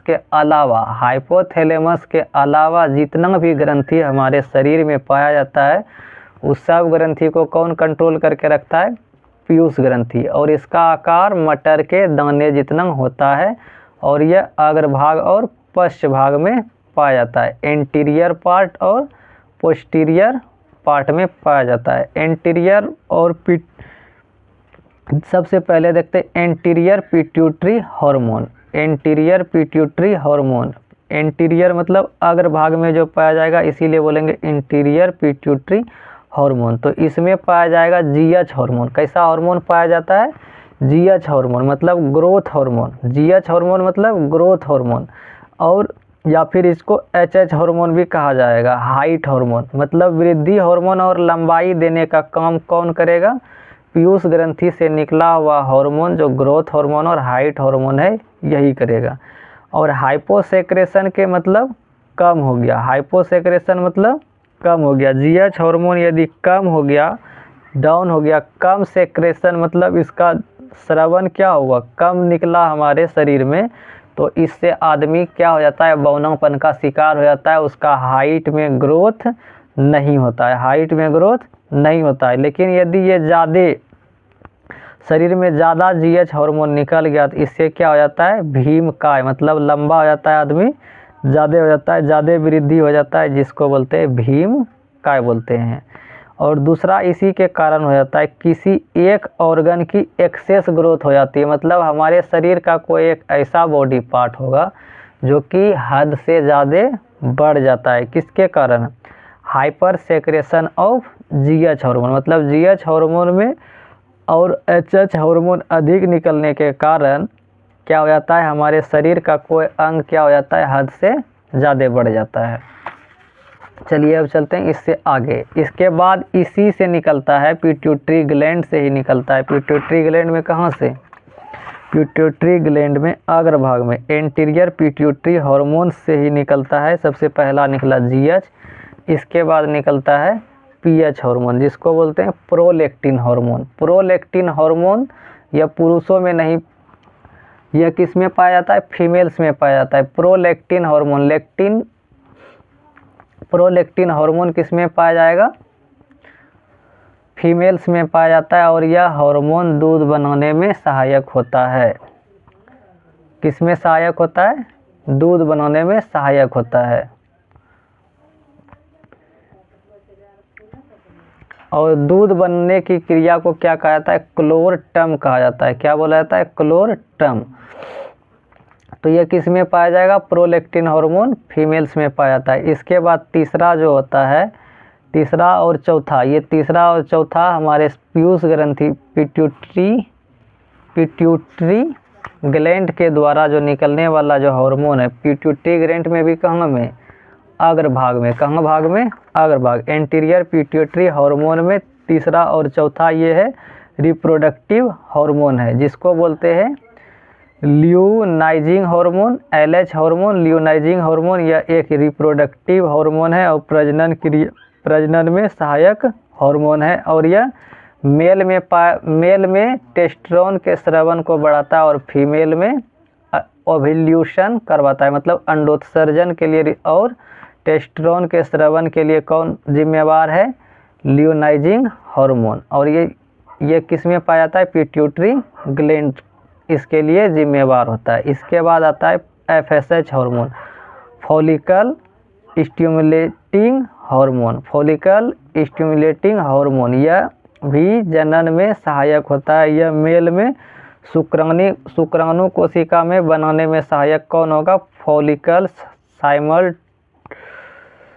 स्टिमुलेटिंग हार्मोन शुक्राणु कोशिका बनाने में क्या होता है? सहायक होता है। और डिम्ब अंडा के निर्माण में सहायक होता है। ठीक है, तो यह ल्यूमिनाइजिंग और फॉलिक स्टिमुलेटिंग हार्मोन ये दोनों कैसा हार्मोन है? रिप्रोडक्टिव हार्मोन है। और यह इसको कौन कंट्रोल करके रखता है? पिट्यूटरी ग्लैंड कंट्रोल करके रखता है। अब इसमें देखिए पाँचवा आता है इसमें टीएसएच हार्मोन, मतलब थायराइड स्टिमुलेटिंग हार्मोन। मतलब थायराइड ग्रंथि को भी कौन कंट्रोल करके रखता है? Pituitary gland. पीयूष ग्रंथि क्या करता है? थायराइड हार्मोन को भी क्या करता है? कंट्रोल करता है। थायराइड ग्रंथि को भी क्या करता है? कंट्रोल करके रखता है पिट्यूटरी ग्लैंड।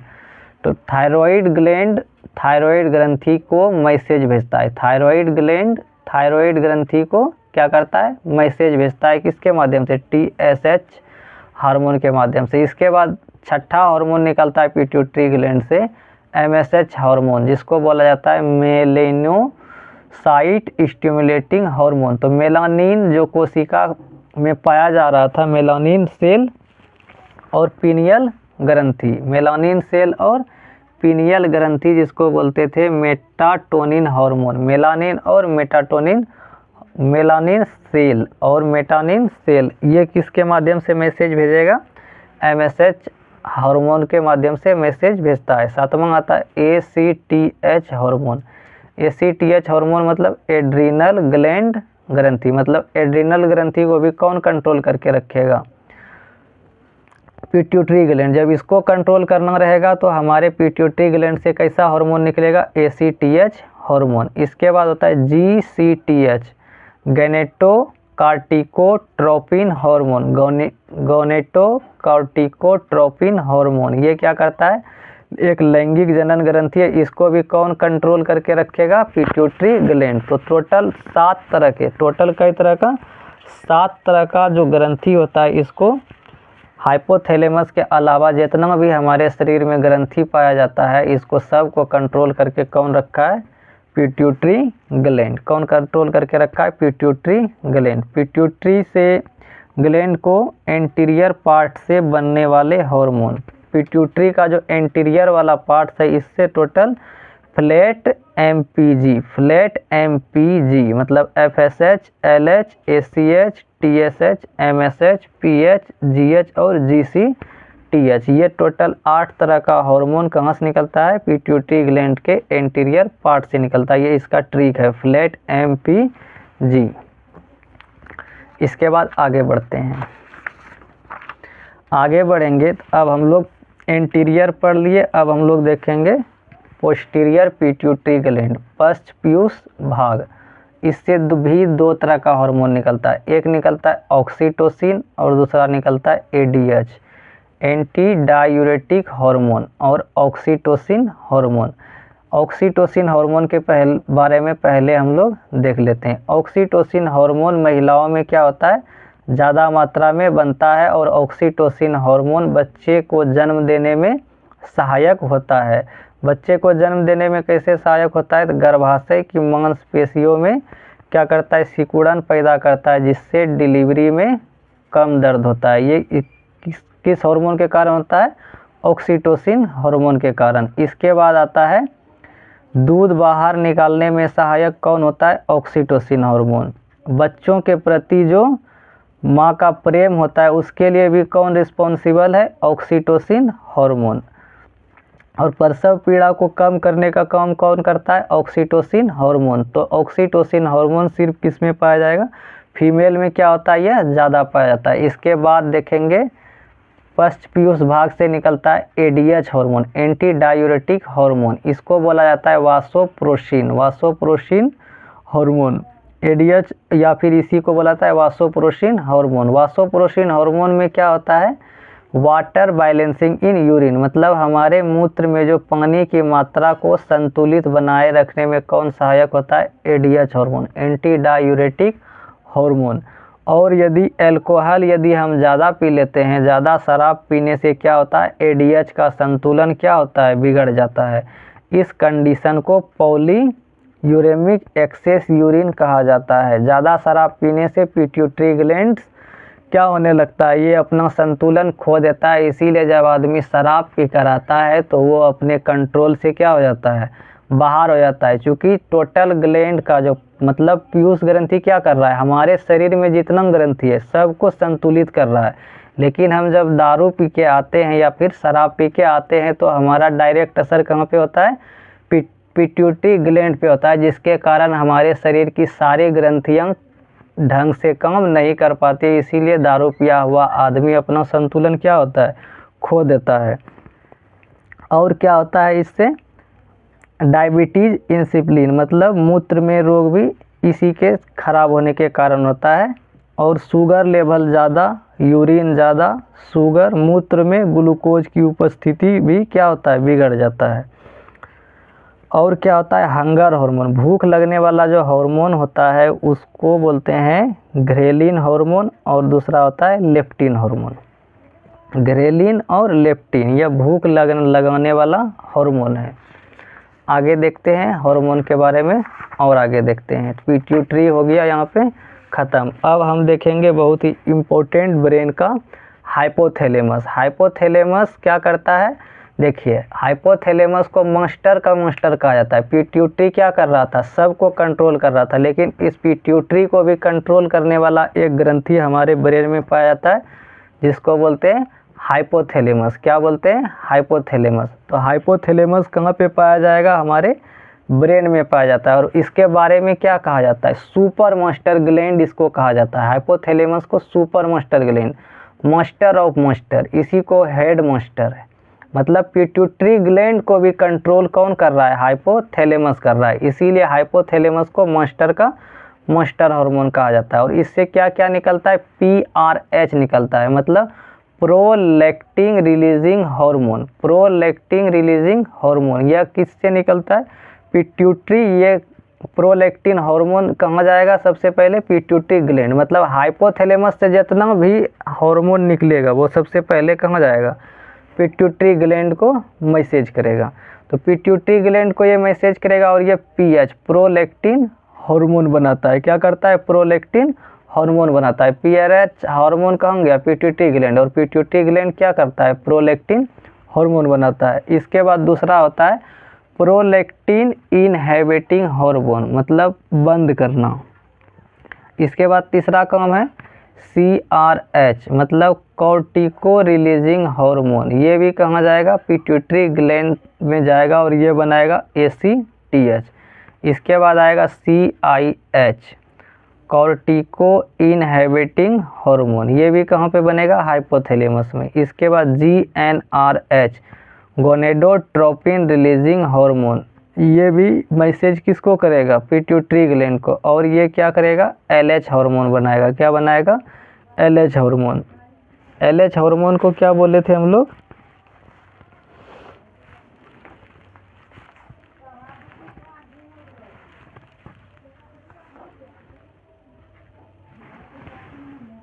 देखिए यहाँ पे सबसे पहला इसमें क्या देखे थे, PRH प्रोलैक्टिन रिलीजिंग हार्मोन। जैसे ये कहाँ पहुँचा, ब्रेन के पास पहुँचा, और ये कहाँ पे पहुँचेगा, पिट्यूटरी ग्लैंड में। पिट्यूटरी ग्लैंड क्या करेगा, PH हार्मोन के कारण यहाँ पे PH हार्मोन रिलीज करेगा और बोलेगा प्रोलैक्टिन हार्मोन रिलीज करेगा, जिससे क्या होता है, दूध बनने में सहायक होता है। इसके बाद प्रोलैक्टिन इनहिबिटिंग हार्मोन ये ऑटोमेटिक बंद भी कर देता है।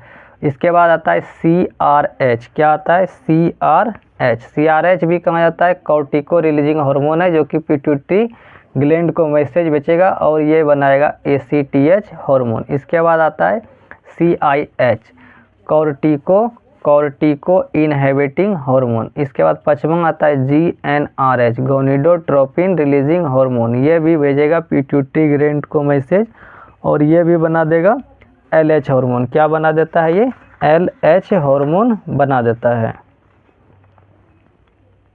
LH हार्मोन क्या है, एक तरह का LH हार्मोन क्या है, LH हार्मोन एक तरह का रिप्रोडक्टिव हार्मोन है यह, और यह टेस्टोस्टेरोन और अंडोत्सर्जन के लिए क्या होता है, सहायक होता है। और इसको भी मैसेज पिट्यूटरी ग्लैंड से ही मिलता है। किसको, पिट्यूटरी ग्लैंड को मैसेज मिलता है हाइपोथैलेमस से, और यह हाइपोथैलेमस किसके माध्यम से भेजेगा, GnRH, गोनेडोट्रोपिन रिलीजिंग हार्मोन के वजह से। बोलेगा कि गोनेडोट्रोपिन रिलीज करो, तो ये कहाँ जाएगा, पिट्यूटरी ग्लैंड में जाएगा, और यह बोलेगा LH हार्मोन क्या करो, रिलीज करो। क्या करो, रिलीज करो। इसके बाद आता है GnIH, गोनिडोट्रोपिन इनहिबिटिंग हार्मोन। इसको बंद करने का भी काम करता है। जहाँ पे आ गया इनहिबिटिंग, मतलब इसको क्या करेगा, बंद कर देगा। जहाँ पे आ गया ट्रोपिन रिलीजिंग हार्मोन, तो रिलीजिंग हार्मोन भी है और इनहिबिटिंग हार्मोन भी है, मतलब रिलीज भी करेगा और बंद भी करेगा। कौन, हाइपोथैलेमस। इसके बाद आता है डोपामाइन। डोपामाइन क्या होता है, हाइपोथैलेमस बनाता है। डोपामाइन क्या करता है, हाइपोथैलेमस बनाता है, और डोपामाइन को ही क्या कहा जाता है, खुशी हार्मोन भी कहा जाता है। और लत लगाने वाला हार्मोन भी कौन है, डोपामाइन हार्मोन है। डोपामाइन हार्मोन के कारण ही आदमी को क्या हो जाता है, किसी चीज़ का लत लग जाता है। जैसे किसी चीज़ को देख के, हमको टीवी देखने में खूब अच्छा लगता है, तो खूब बढ़िया उड़ते लगते उसको देख के क्या होता है, हमको खुशी मिलने लगता है। तो इसका मतलब वही देख के, जैसे वो चीज़ देखे तो हमारे शरीर में क्या होता है, डोपामाइन रिलीज होने लगता है और उसको देख के क्या होता है, खुशी मिलने लगता है। इसीलिए क्या होता है, डोपामाइन को क्या कहा जाता है, लत लगाने वाले हार्मोन भी कहा जाता है। और इसी के कारण एक बीमारी होता है जिसको बोलते हैं पार्किंसन डिजीज़। क्या कहा जाता है, पार्किंसन डिजीज़ अत्यधिक डोपामाइन रिलीज होने के कारण होता है। चलिए इससे आगे चलते हैं। तो यहाँ पे हमारा हाइपोथैलेमस भी क्या हो गया, ख़त्म हो गया। हाइपोथैलेमस के बारे में थोड़ा सा रिवीजन कर लेते हैं। हाइपोथैलेमस का लोकेशन कहाँ है, हमारे ब्रेन में पाया जाता है और इसको कहा जाता है super master gland, master of master, head master of pituitary gland. Pituitary gland को कंट्रोल करता है, इसीलिए इसको मास्टर का भी मास्टर कहा जाता है, हेड मास्टर कहा जाता है। यह क्या है, एक तरह का रिलीजिंग और इनहिबिटिंग, मतलब रिलीज भी करेगा और बंद भी करेगा, दोनों तरह का काम कौन करेगा, हाइपोथैलेमस। हाइपोथैलेमस में क्या बनता है, डोपामिन। डोपामिन खुशी हार्मोन है, लत लगाने वाला हार्मोन है। इससे कौन कौन सा हार्मोन निकलता है, पीआरएच। पीआरएच मतलब प्रोलैक्टिन रिलीजिंग हार्मोन, मतलब पिट्यूटरी ग्लैंड को मैसेज करता है ये डायरेक्टली। इसके बाद prolactin inhibiting hormone, CRH cortico releasing hormone, ACTH. ACTH को क्या कहा जाता है, एसीटीएच को कहा जाता है एंटी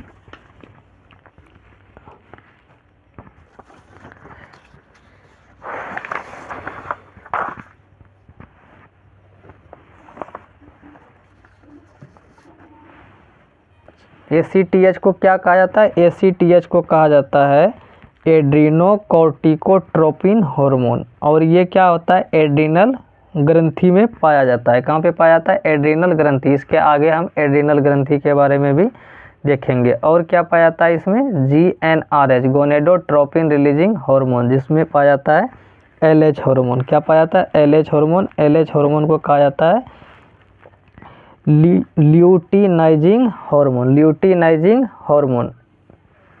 और ये एक तरह का रिप्रोडक्टिव हार्मोन है। चलिए यहाँ से अब हम लोग क्या करते हैं, आगे बढ़ते हैं। और जो बचा हुआ है कौन कौन सा क्या क्या देख लिए, हाइपोथैलेमस देख लिए, पिट्यूटरी देख लिए, पिनियल देख लिए, थायराइड देख लिए, पाराथायराइड देख लिए, थाइमस देख लिए। अब बचा हुआ है दो ठो ग्रंथि, एक एड्रिनल और दूसरा गोनेड्स। एड्रिनल और गोनेड्स को एक बार देख लेते हैं।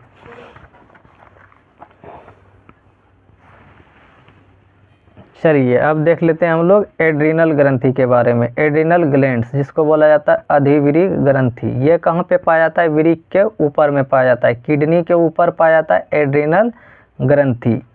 एड्रिनल ग्रंथि कहाँ पे पाया जाएगा, वृक्क के ऊपर। और इसी को बोला जाता है कॉर्टेक्स। ये किससे ढका होता है, कॉर्टेक्स, जो कि इसका आउटलेट भाग है। और इसमें जो अंदर वाला भाग है इसको कहा जाता है मेडुला। मेडुला का मतलब पिंड। यह क्या है, इसका आंतरिक भाग है। आंतरिक भाग क्या है इसका, मेडुला। और बाहरी भाग को बोलते हैं कॉर्टेक्स, हिंदी में वल्कुट, और इसको पिंड बोला जाता है आंतरिक भाग को। मेडुला का क्या काम है, मेडुला का दो तरह का काम है। ये क्या करता है, एड्रेनलिन और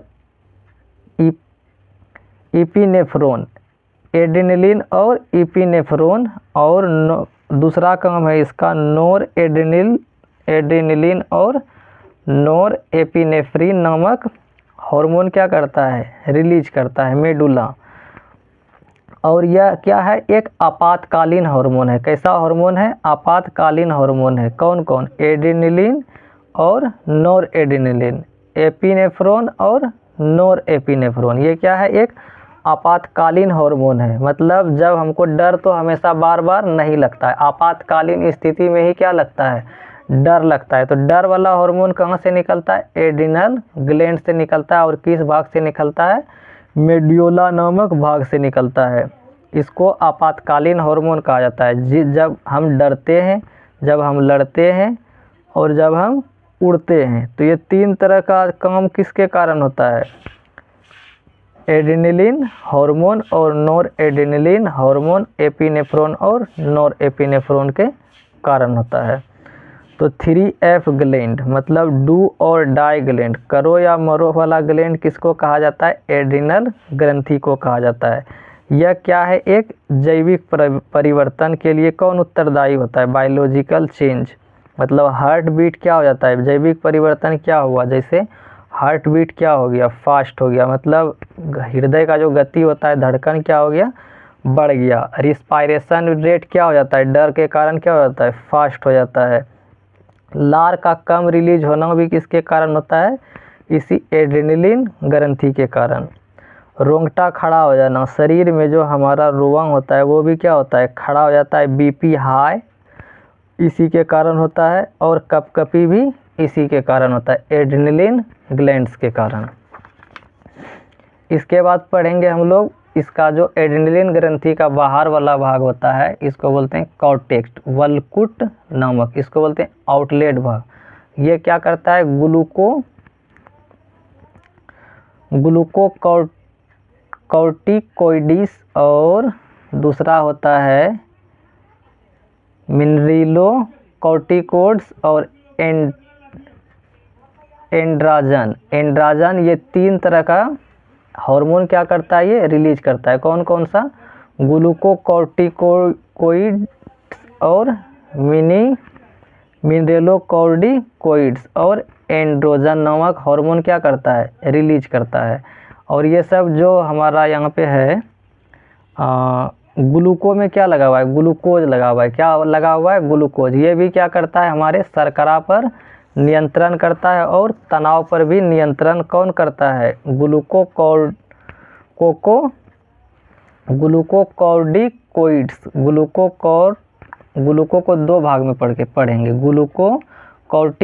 ग्लूकोकॉर्टिकोइड्स ये क्या करता है, शर्करा पर नियंत्रण करता है और तनाव पर नियंत्रण करता है। इसके बाद आता है मिनरलोकॉर्टिकोइड्स, ये क्या करता है, नमक की मात्रा पर संतुलन रखता है। और तीनों को मिला के बोला जाता है कॉर्टिसोल हार्मोन। तीनों को जब मिला देंगे, कौन कौन सा, ग्लूकोकॉर्टिकोइड्स, मिनरलोकॉर्टिकोइड्स। मिनरलों में देखिए क्या लगा हुआ है, मिनरल लगा हुआ है, नमक भी एक तरह का क्या है, मिनरल है।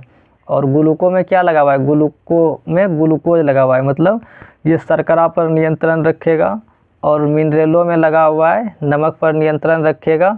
और एंड्रोजन ये क्या होता है, लैंगिक लक्षणों के विकास के लिए कौन उत्तरदायित्व है, एंड्रोजन उत्तरदायित्व है, जो कि एड्रिनल ग्रंथि में बाहरी वाला भाग जो होता है वल्कुट कॉर्टेक्स, इसी में पाया जाता है।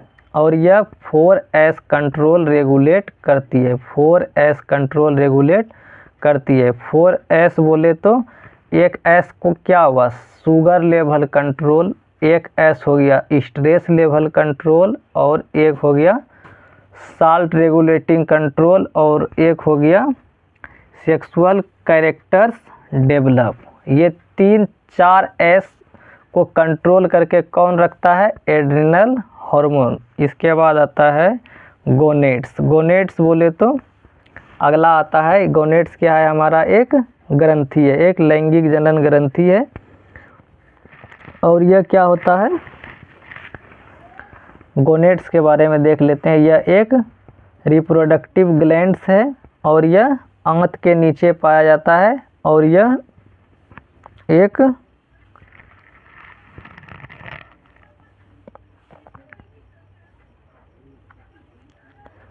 गोनेड्स कहाँ पे पाया जाता है, आंत के नीचे पाया जाता है, विरिसन के रूप में नर में। कहाँ पे पाया जाता है, विरिसन के रूप में नर में पाया जाता है, और अंडाशय के रूप में महिला में पाया जाता है। ठीक है, इसके बाद अगला देखते हैं, इसमें आगे देखते हैं टेस्टिस के बारे में, थोड़ा सा देख लेते हैं विरिसन के बारे में। विरिसन में टेस्टिस क्या होता है, टेस्टिस एक नर हार्मोन है, जिससे मेल हार्मोन है। और ये क्या होता है, मेल हार्मोन क्या है, टेस्टिस से जो हार्मोन निकलता है उसको बोला जाता है टेस्टोस्टेरोन। यह एक नर हार्मोन है। और यह इंसान में जब मनुष्य किशोरावस्था में प्रवेश करता है 12 से 13 साल के उम्र में, तब यह हार्मोन रिलीज होने लगता है। इसके कारण आदमी में क्या क्या परिवर्तन होने लगता है, दाढ़ी मूंछ का आना, आवाज़ भारी हो जाना और गहरापन हो जाना, लैंगिक जननांगों का विकास करना, शुक्राणु कोशिका का जनन शुरू हो जाता है। किसके कारण, टेस्टोस्टेरोन हार्मोन के कारण। और ये कब होता है, जब हम लोग प्यूबर्टी एज में प्रवेश करते हैं। और अंडाशय में किस प्रकार से होता है? अंडाशय में एस्ट्रोजन हार्मोन, यह एक मादा हार्मोन है। यह भी जब हम लोग किशोरा अवस्था में प्रवेश करते हैं तब यह क्या होता है, धीरे धीरे बदलाव आना शुरू हो जाता है, जिससे मासिक धर्म चक्र शुरू, आवाज़ पतली और मधुर हो जाना, ये किस में होता है? अंडाशय में परिवर्तन फीमेल्स में होता है। लैंगिक जननांगों की वृद्धि, अंडाणु बनना शुरू हो जाता है। और इसके बाद हम लोग देखते हैं इसमें अंडाशय में क्या होता है? प्रोजेस्टेरोन हार्मोन रिलीज होता है। क्या होता है? प्रोजेस्टेरोन हार्मोन रिलीज होता है और यह एक गर्भाधारण हार्मोन है। अंडाशय एक सेल्स बनाती है जिसको बोला जाता है कार्पस ल्यूटियम कोशिका। कार्पस ल्यूटियम कोशिका। इसके कारण क्या होता है? देखिए यहाँ पे, इसके कारण होता है कार्पस ल्यूटियम कोशिका, जिससे क्या होता है? प्रेगनेंसी। प्रोजेस्टेरोन हार्मोन से के कारण होता है और ये इसी को कहा जाता है, कार्पस ल्यूटियम कोशिका जो होती है इसी को कहा जाता है रिलैक्सिंग हार्मोन, HCG हार्मोन। यह हार्मोन तभी बनता है जब लड़की माँ बनने वाली होती है, प्रोजेस्टेरोन हार्मोन। और अगला होता है HCG hormone, human chronic gonadotropin hormone. अस्थायी ग्रंथि है, एक टेम्पररी ग्लैंड्स है और यह तभी बनेगा जब इसी की मदद से पहुंचता है प्लेजेंटा। मतलब जब क्या होता है, एक ग्रंथि बनाता है 9 महीने के लिए। कार्पस ल्यूटियम कोशिका क्या करता है, जब कोई भी स्त्री माँ बनने वाली होती है एक टेम्पररी ग्लैंड मतलब अस्थायी ग्रंथि का निर्माण करता है। क्या करता है? एक अस्थायी ग्रंथि का निर्माण करता है। कब निर्माण करता है? जब कोई भी महिला माँ बनने वाली होती है।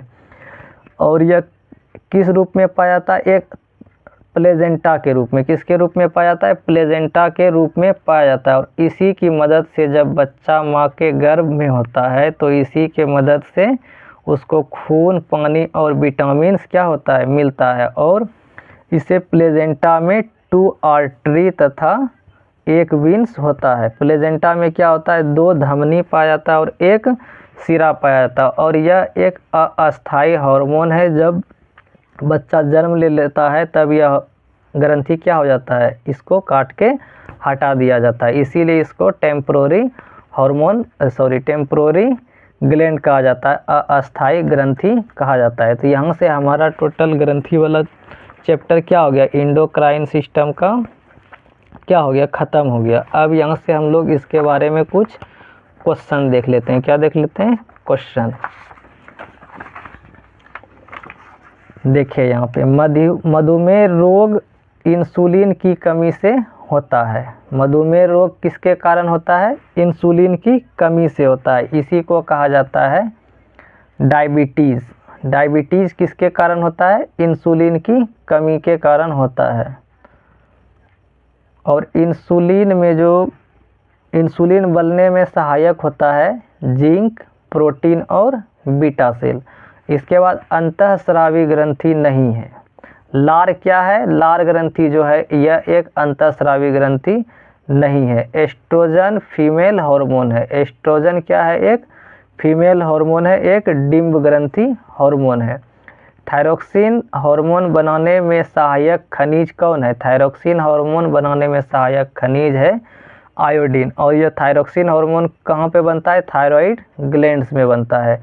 क्रोधित शर्मिंदा तनाव को कम करना, ये किसका काम है? एड्रेनलिन का काम है। किसका काम है? एड्रेनलिन का काम है। और भूख लगने वाला हार्मोन को क्या कहा जाता है? Ghrelin hormone. क्या कहा जाता है? Ghrelin hormone. लेप्टिन हार्मोन, जब पेट भर जाता है तो हमको कैसे पता चलता है पेट भर गया? ये जब पेट भर जाता है तो लेप्टिन हार्मोन रिलीज होता है, जिससे हमारे ब्रेन को मैसेज पहुंचता है कि अब पेट क्या हो गया है? भर गया है। इसके बाद बाल तथा त्वचा के रंग के लिए कौन उत्तरदायी होता है? मेलानिन। और यह कहाँ से रिलीज होता है? कौन रेगुलेट करता है इसको? मेलाक्टाटोनिन हार्मोन क्या करता है? इसको रेगुलेट करता है। लड़कों में किशोरा अवस्था में बदलाव के साथ क्या होता है? टेस्टोस्टेरोन हार्मोन रिलीज होने लगता है। एस्ट्रोजन का मुख्य काम क्या है? मासिक चक्र को विनियमित करना। एडम का एप्पल कहा जाता है। एडम का एप्पल किसको कहा जाता है? कंठ या फिर टेटवा को। किसको कहा जाता है? एडम का एप्पल कंठ या फिर टेटवा को कहा जाता है। थायरोक्सिन के लिए आवश्यक तत्व क्या है? आयोडीन। क्या है? आयोडीन। पशु हार्मोन क्या है? इंसुलिन। हृदय तथा श्वसन दर में वृद्धि किसके कारण होता है? मतलब गुड मूड के लिए सेरोटोनिन हार्मोन जिम्मेवार होता है गुड मूड के लिए। और हृदय तथा श्वसन दर में वृद्धि एड्रेनलिन के कारण। किसके कारण? एड्रेनलिन के कारण होता है। यहाँ तक देख लिए। अब और देख लेते हैं इसमें थोड़ा सा PYQ।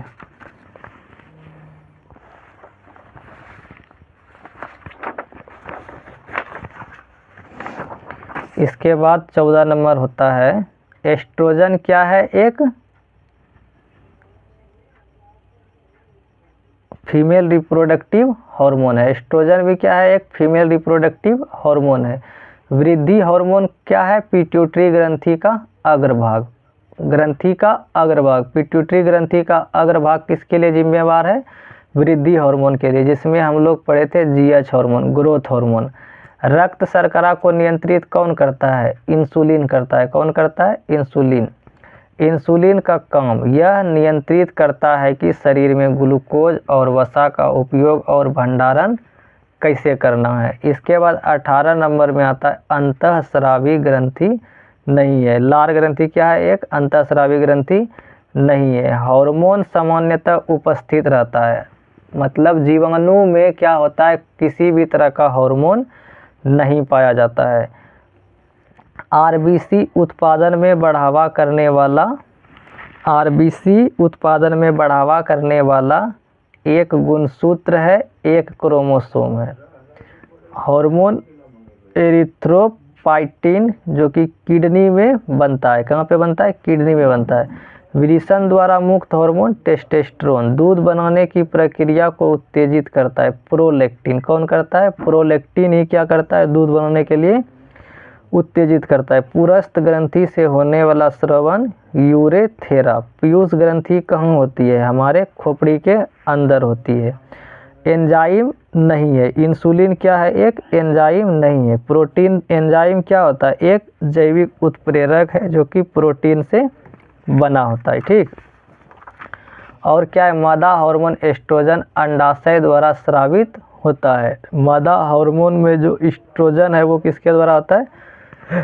अंडाशय द्वारा स्रावित होता है। केवल यौन अवस्था तक सक्रिय ग्रंथि क्या है? थाइमस ग्रंथि। और यह बुढ़ापे के समय क्या होता है? खत्म हो जाती है। थायराइड ग्रंथि से नहीं निकलने वाला हार्मोन है थाइमोसिन। थाइमोसिन थायराइड ग्रंथि से नहीं निकलता है। एंजाइम और हार्मोन दोनों बनाती है। एंजाइम और हार्मोन मिश्रित ग्रंथि अग्नाशय कौन बनाता है? अग्नाशय, जो कि क्या है? एक पाचक ग्रंथि है। तब आज के लिए इतना ही। मिलते हैं नेक्स्ट डे नेक्स्ट टॉपिक के साथ। आप लोग हमारे साथ इसी प्रकार रिवीजन में जुड़े रहिए। तब तक के लिए जय हिंद, हर हर महादेव, जय श्री कृष्ण, राधे राधे।